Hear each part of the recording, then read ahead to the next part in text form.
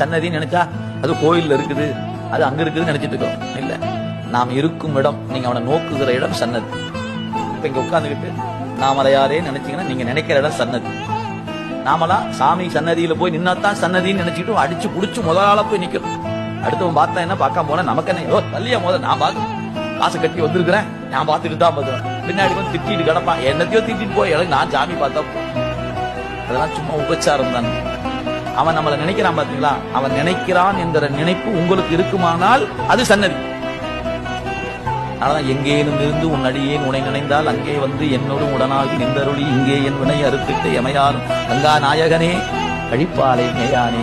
அவங்க நினைச்ச இடத்துக்கு அவர் வந்துட்டார், அதுக்கு பேர் தான் சன்னதி. எனவே நாம் நினைக்கிற பெருமானே அப்படின்னு நினைச்சா நாம் இருக்கும் இடம் சன்னதி. உணர்வுல வரணும், வெறும் சொல்லாதையோ உபச்சாரத்தோடோ இல்லைங்க. நீங்க ஆட்பட ஆட்பட உங்களோட அறிவுக்கு எட்டணும்.